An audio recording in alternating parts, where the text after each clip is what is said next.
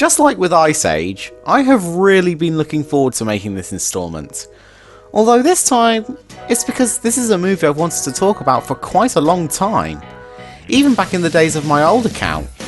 This is a pretty divisive movie over here in the UK, based on a beloved French classic. You know, the show that features a rude dog, a hippie rabbit, a cynical train, a nerdy snail, an opera-singing cow, the list goes on. And in this video, I'm going to see which side of the argument I'm on. So sit back, relax, and find out if this movie is going to make me want to rip my Railway series books to pieces by the end of this video. Although just a quick disclaimer, I won't be covering the 2006 US dub of the movie, titled Dougal Spelt Wrong, and made by our good friend Harvey Weinstein. Not because of the inexplicable addition of a narrator, not because they added the adventure filter to the animation on Microsoft Photos, and not because of every review I've seen that's shunned the hell out of this dub. I just haven't seen it. So to all my viewers in the US, prepare to get a taste of how this movie was originally intended.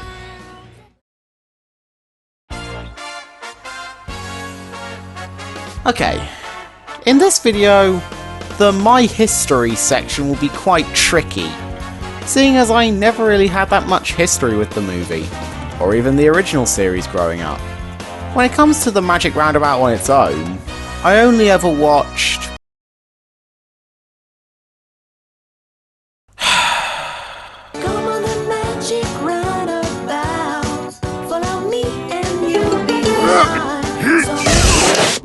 Don't let your kids watch it! I don't really have that many memories of watching the movie, but I know I must have done because I can remember owning the DVD of the movie. I really vaguely remember watching the opening scene of the movie as a young child, but that's about it really.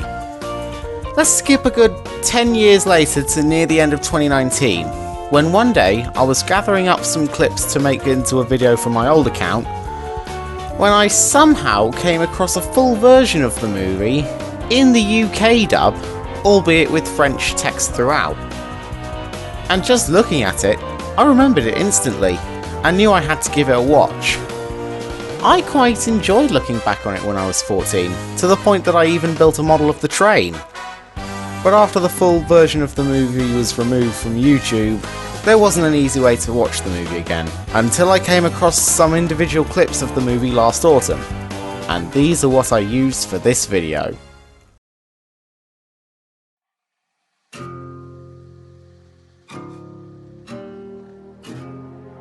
Now time for the fun part. The part where I deconstruct this movie that seemed to split a few people up, and see what I think. Whether it's quite a good masterpiece, or an unfaithful disaster piece that even Serge Dano wouldn't have approved of. As always, I have rewatched this movie in preparation for this video, and this will be based around my opinion and nobody else's.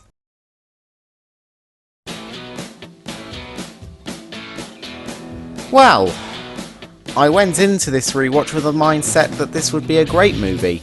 You know, a really sweet, amazing, and oftentimes emotional new spin on this French classic.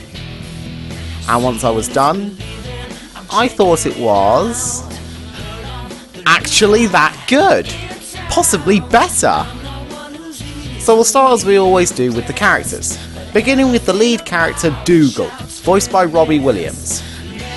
I know he was the one who caused the most confusion and delay throughout this movie, but he does have a generally good heart, and his cheeky nature is what clicks with me the most. Dougal's first few scenes in the opening act were honestly my favourite parts involving him. Now on to Ermintrude, voiced by Joanna Lumley.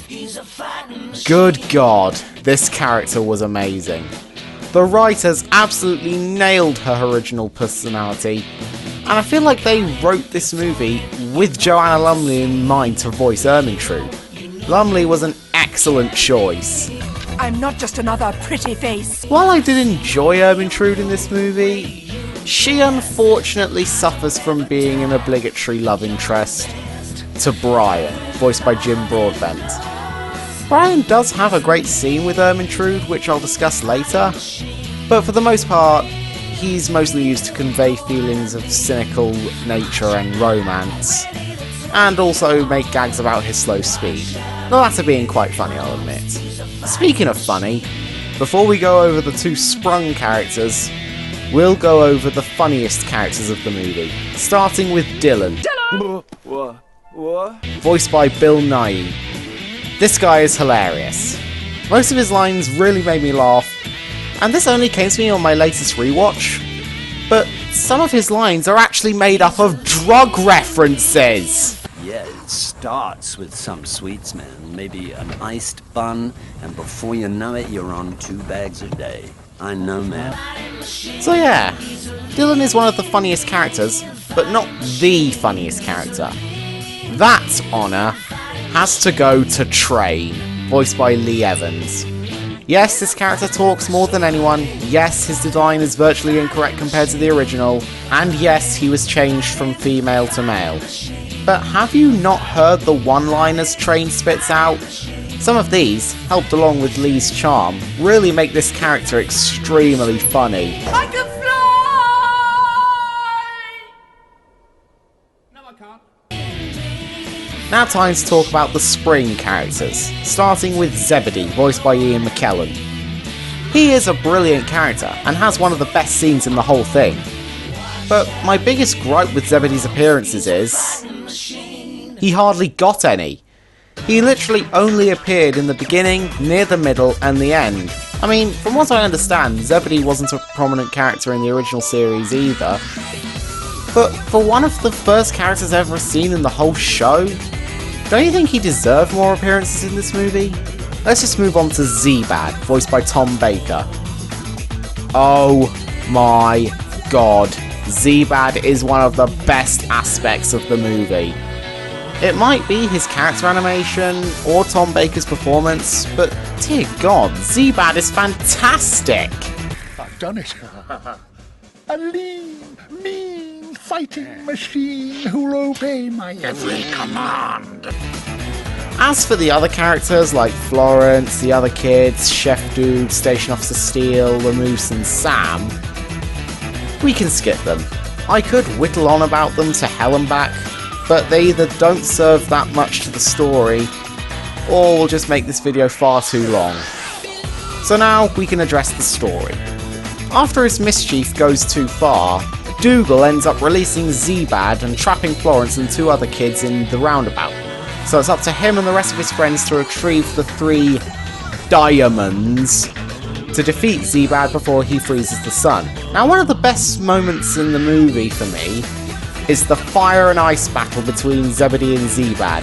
The score is thrilling, the scene was incredibly fast-paced, and the fact that Zebedee and Z-Bad are using their mustaches of all things as weapons makes this scene the best aspect of the movie by far. Need I bring up the original soundtrack for this movie? Nothing from this movie will top the likes of the original Magic Roundabout theme, let's be honest, but the orchestral score for this movie is wonderful and just wows me every time.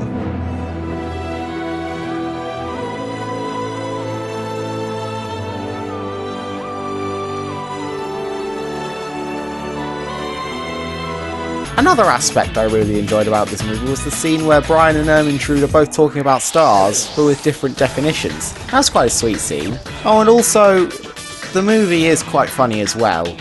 Whether it be from some funny one-liners from either Dylan or Train, Who ever heard of a talking moose? Says the opera singing cow.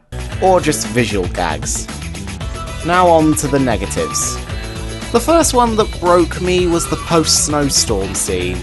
I'm sorry, but how the hell did these characters survive the blizzard? Seriously, these characters were on the floor, being brought down by the blistering wind and snow.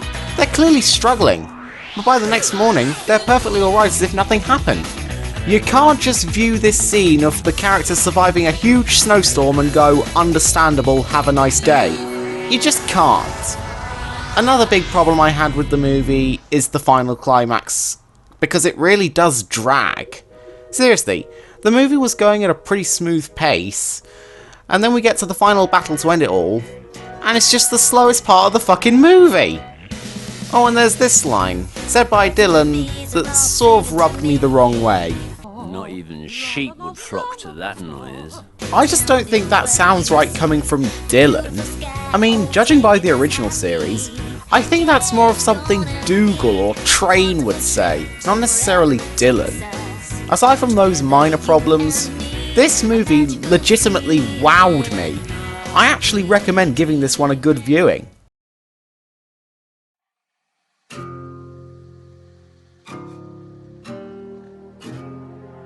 So, what is my final opinion on the Magic Roundabout? It was surprisingly amazing. I'm not even kidding.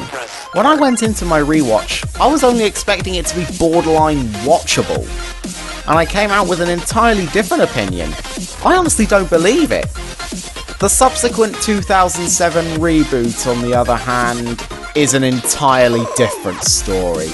A story I refuse to tell since I've already done an angry Instagram rant on that reboot. But either way, this movie won't be able to top the charm of the original Magic Roundabout. And what might you be doing, if I may make so bold, madam? But aside from that, this is one of the few movies that actually surprised me when I went into my rewatch. If only we could have more movies as surprising as this nowadays.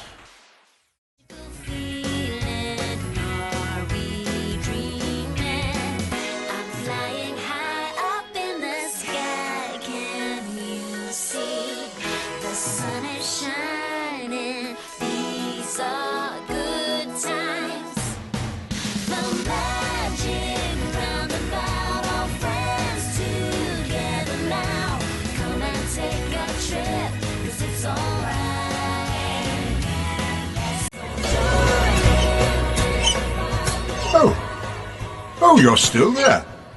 Didn't I tell you? Time for bed.